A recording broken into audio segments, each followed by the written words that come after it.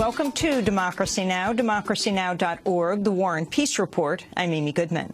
Iraqi Prime Minister Nouri al-Maliki has rejected U.S.-led calls for a more inclusive government as a coup. Maliki spoke today following the departure of Secretary of State John Kerry, who had visited Baghdad and the northern Kurdish region to press for a reconciliation agreement between Iraqi leaders.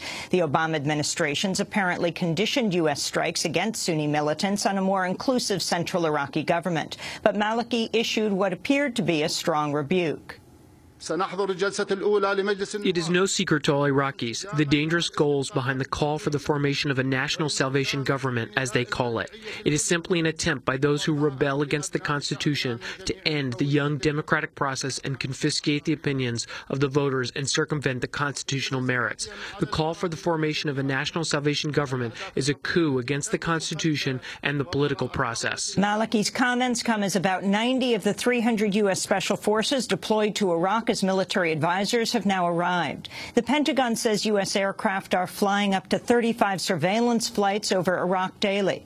Meanwhile, the Syrian government waded into the Iraq crisis Tuesday when it bombed Sunni militants near the Iraq-Syria border. The Syrian strike comes just 2 days after Israel bombed targets inside Syria. Militants with ISIS, the Islamic State of Iraq and Syria, or ISIS, meanwhile, have launched new attacks, hitting one of Iraq's largest air bases near the town of Yathrib. Fighting between Iraqi forces and ISIS is also continuing for control of the oil refinery in Baiji.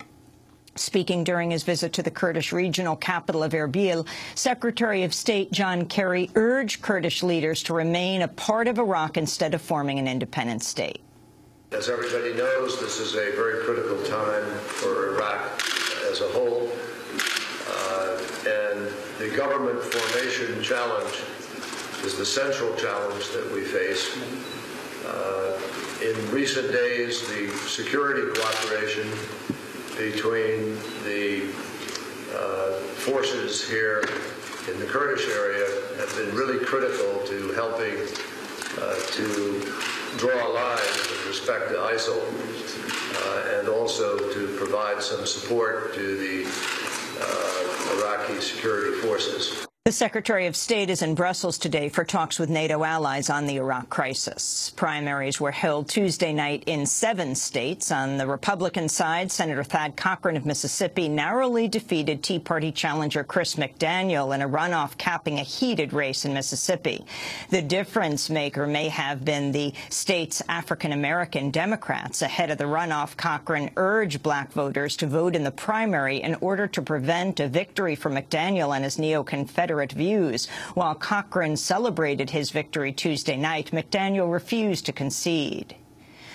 4 of McDaniel's supporters were arrested last month for a plot to break into a retirement home and take pictures of Cochran's bedridden wife.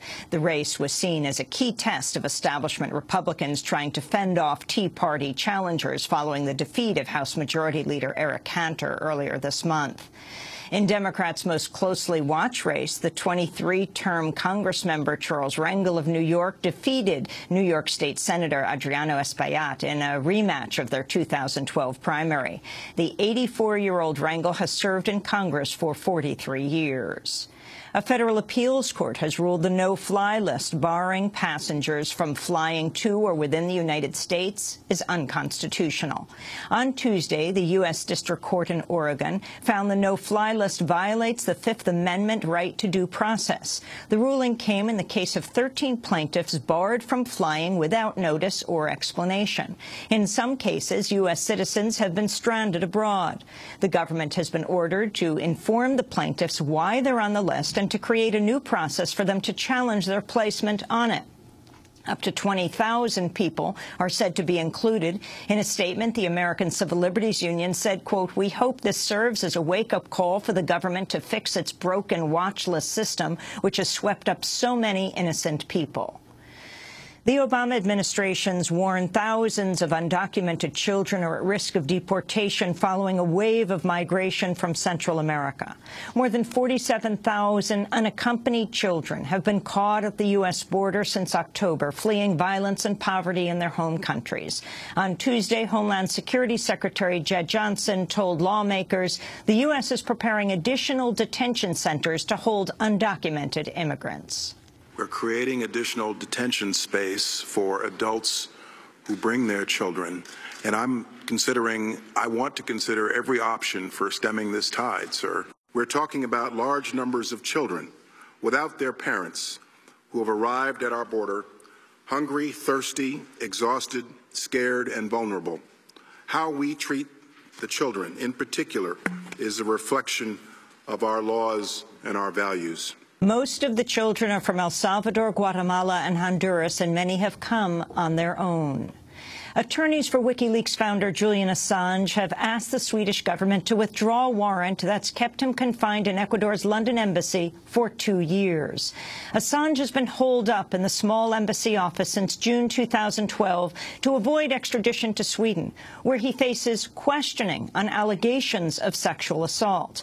Assange has voiced fears he would ultimately be sent for prosecution to the United States if he were to return to Sweden. Assange's attorneys say the warrant should be lifted because it cannot be enforced while Assange is in the embassy, and Swedish prosecutors refuse to question him in London. Ecuador recently said talks with Britain over Assange's fate were in an impasse, with Britain refusing to grant Assange safe passage to Quito. Sweden has never charged Julian Assange. He has only faced allegations. Dozens of Palestinian prisoners have ended a hunger strike after winning concessions from Israel. Around 120 prisoners have refused meals since late April to protest their detention without charge and force feedings. Boko Haram militants have reportedly kidnapped around 90 more people in Nigeria. Witnesses in Borno State say the victims, including another 60 girls and women, were seized over the weekend. The attacks come less than 3 months after the kidnapping of over 200 schoolgirls that sparked an international outcry. And a 16-year-old transgender girl of color has been released from an adult women's prison in Connecticut after being held there for 2 months without any criminal charges. The teenager, known as Jane Doe, was jailed in April and held in solitary confinement after the Connecticut Department of Children and Families told a judge they could not safely care for her, citing her alleged history of violent behavior. Jane Doe had endured years of abuse as a child while under state supervision at the hands of both relatives and DCF staff. Following public outcry over her case, Connecticut state officials announced Tuesday Jane Doe has been moved to a juvenile psychiatric facility. In a statement, the group Justice for Jane celebrated her transfer, saying, quote, "Our next steps are to get Jane moved from Middletown and ultimately into a loving family." To see our interview on the case, go to democracynow.org. And those are some of the headlines. This is Democracy Now!, democracynow.org, The War and Peace Report. I'm Amy Goodman. And I'm Nareen Sheikh. Welcome to our listeners and viewers around the country and around the world.